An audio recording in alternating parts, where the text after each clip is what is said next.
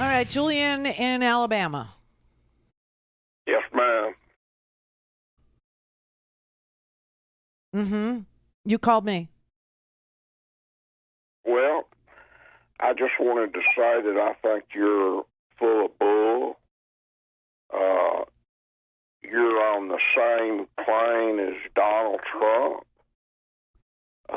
And you just need to wait and see the quiet people of this country elect a good politician, maybe not in this term, but in the terms coming up. I don't follow. You don't follow? I don't follow you. What are you saying? Well, I'm just saying that you're full of bull. In what way? Talking about what you're talking about. What am I talking about that's not truthful? Do you know that we had the largest election turnout this past election? Yes. Yeah. So there's nothing wrong with our electoral system other than people like yourself voting for people that we don't like. And that's a problem for you, that I vote differently than you do? That's the problem?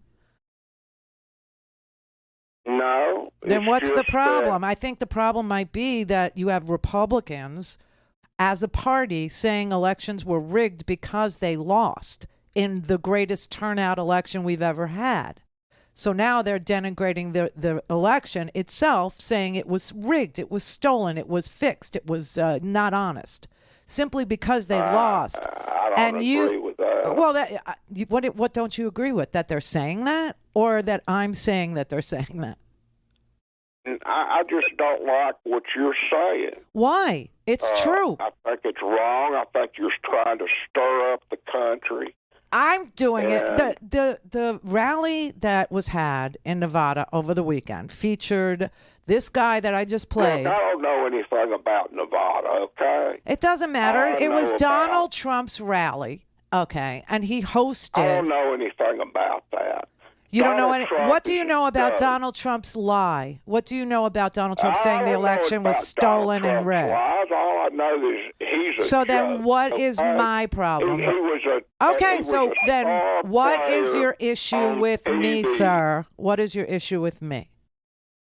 That I'm telling you? Is that you're causing people to be stirred up. How? And in an artificial way. How? Well, look at the election. Like I said, I am looking at the election. The largest election we've ever had. And your party lost. And I'm what? Your party lost. Well, so? Right. So that should be the end of it. But it isn't the end of it. Party lost but that's not the end of it, is it? No, it's not the end of it. The president, the past president of the United States, and a whole bunch of candidates that want to be secretaries of state around this country in 12 separate states are all election deniers. They're telling 12 separate states. 12 separate states. How many states do we have? 50. Ma'am? Yeah. Okay. Can I ask you something, Julian? Why is your state last in everything? What do you think the reason is that Alabama can't get its crap together? What do you think the reason is that you're good old rebels, man? And so you actually are the impediment to prosperity?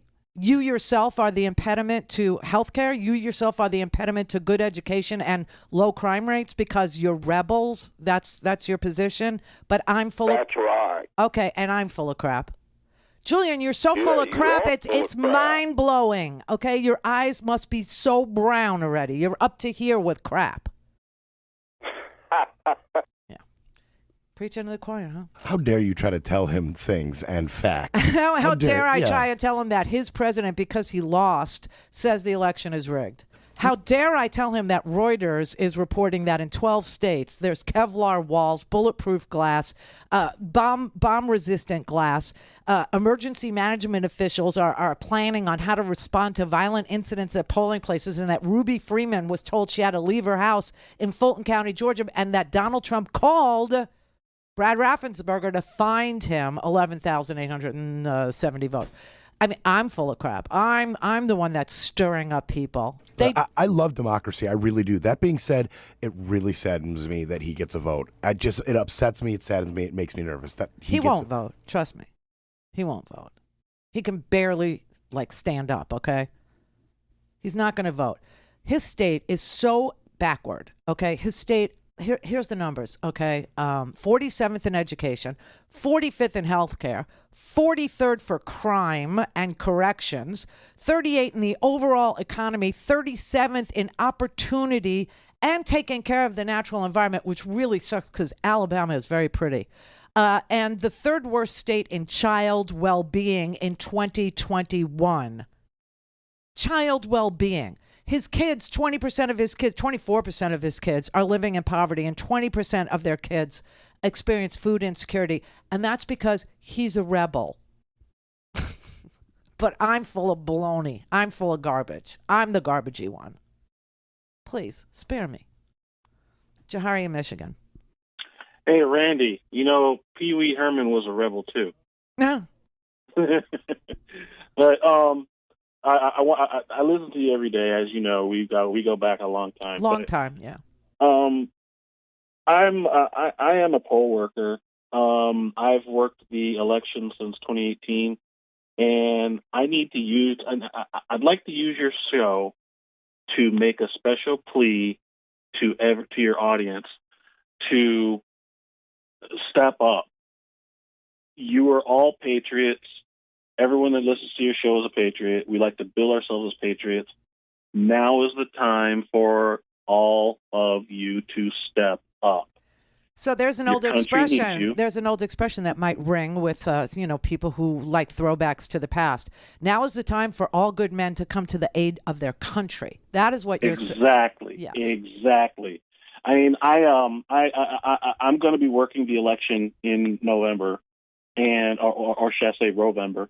But the clerk's office is telling me that they are in desperate need of election workers because there's a constant shortage. Now, this is just Lansing, Michigan, but I can only imagine what it's like all over the country and how people are reacting to these maggot terrorists. And they are terrorists.